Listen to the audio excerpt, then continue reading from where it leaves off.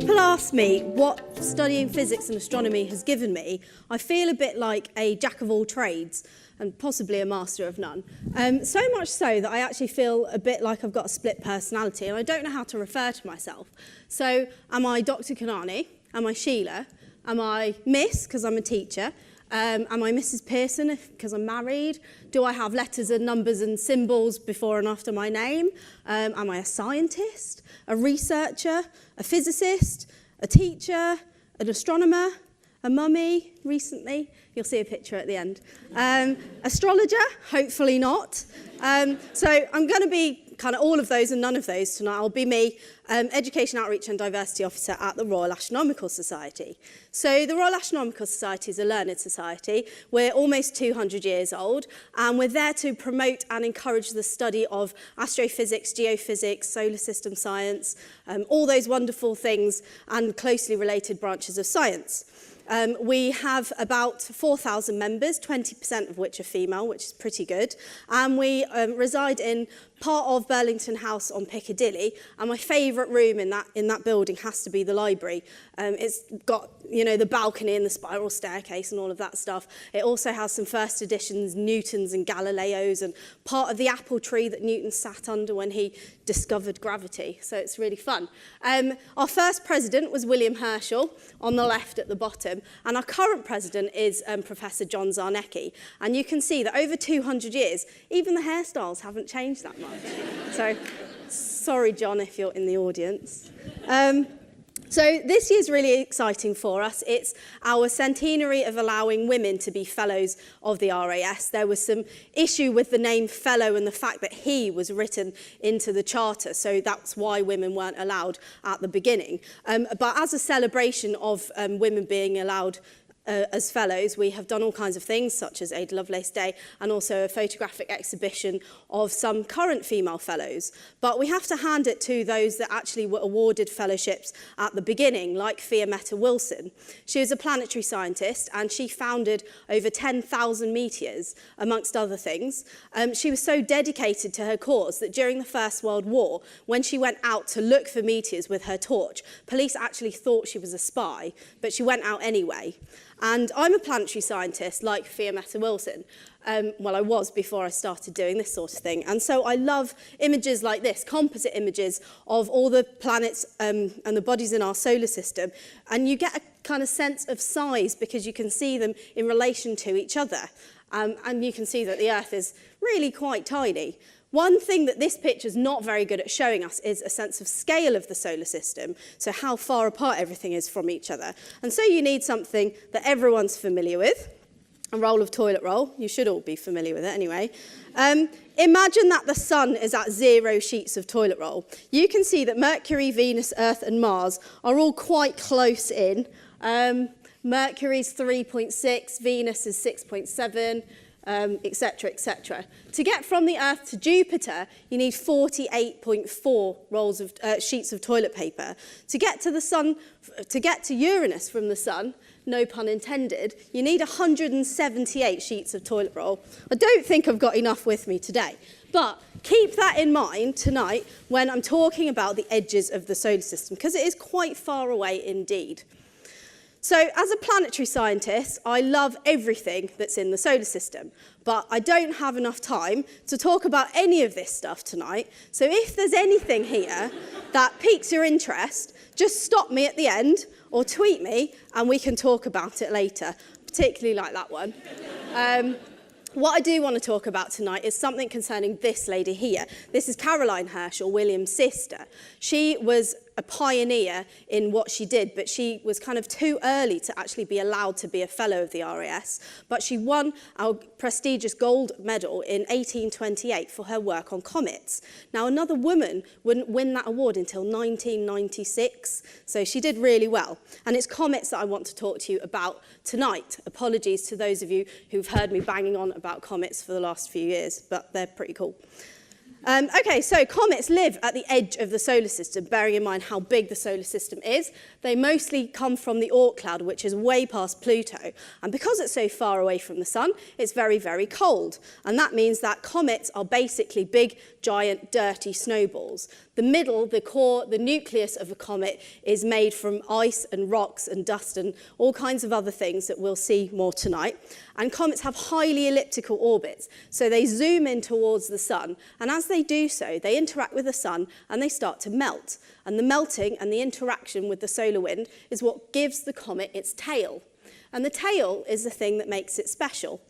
Comets are called the hairy ones because people used to see comets and think they were stars, but hairy stars, seeing the tail. And people used to think that they were a bad omen. We didn't know what they were. So they've been documented in artworks for over 1,000 years, including in the Bayeux Tapestry. But normally, back then when they were depicted in artworks, they were depicted as harbingers of doom, so it wasn't very pleasant. But nowadays, with the naked eye, but also with binoculars and telescopes, we know that comets aren't going to kill us all yet, but we know, they are kind of just nice celestial objects. There's been some missions to comets as well, like the Giotto's Stardust and Deep Impact missions, and they have travelled in the tail of the comet. They've measured the ejecta from the nucleus of the comet, and more recently there's been the risotto. Oh, that's what I had for tea. Rosetta mission even, the Rosetta mission that went to Comet 67P. I'm not going to try and attempt the Russian name, but this is Comet 67P here. Rosetta took over 10 years to get to the comet, but when it did, it started orbiting. It orbited for about 2 years, and a couple of weeks ago, it soft landed on the surface of the comet, which is astronomers speak for crashing, basically. But that is in itself quite impressive. While it was orbiting, it took incredible pictures. It's done loads of science, which is still to be analysed. And it also jettisoned the Philae lander onto the surface of the comet. And someone said to me, that is like trying to parachute a frog from a Concorde, get him to jump out of the Concorde, and then trying to shoot him successfully. And that is how difficult it is to land the Philae lander on the comet. Bearing in mind that Rosetta left the Earth over 10 years ago, so the technology is over 10 years old as well, the fact that they landed Philae on the surface of the comet is incredible. It did land in a crevice, which meant it couldn't charge its solar-powered batteries, but still, it landed, so that was pretty cool. Now, because of all the missions to comets and because of our interest in comets, we can make one quite successfully in the lecture theatre tonight. So again, apologies if any of you have seen this before, but it's always quite fun to play with dry ice. I said that a comet is basically a big dirty snowball. So to make snow, you need water. So I've got a bowl full of water. Comets, we know, have got carbon in them. So I've got some coal, which I didn't smash up very well, but I'll chuck the coal in. We know that comets have got ammonia in them, so I'm going to spray some window cleaner in there to represent the ammonia. We know that comets have got organic materials, so other brands of Worcester sauce are available. Organic materials, there we go.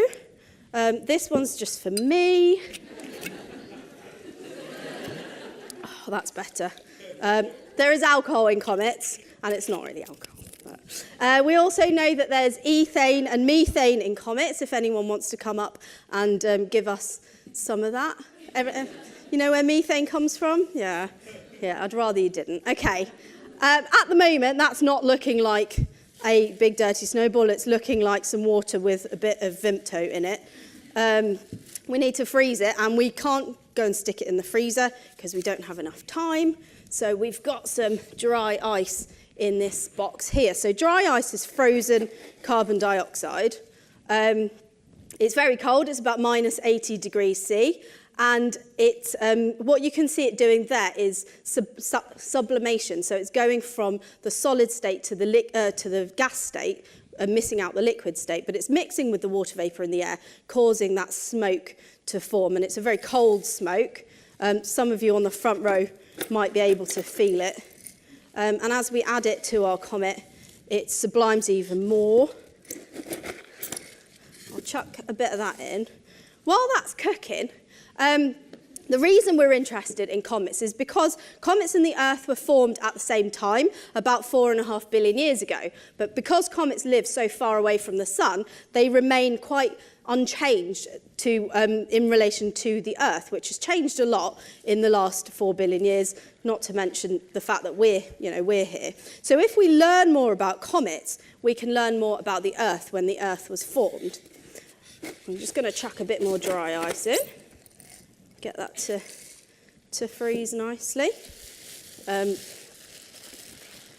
Squish it down.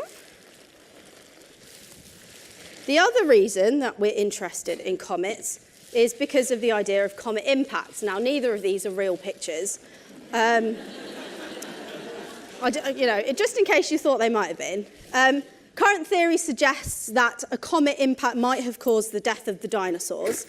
And other theories suggest that maybe the Earth was once a barren planet and a comet impact brought to Earth maybe the water, but possibly the organic materials, the carbon, the methane even, to Earth. So it came and it impacted and it melted and caused the Earth to kind of have life on it. And if that's really true, then that means that we're all essentially aliens.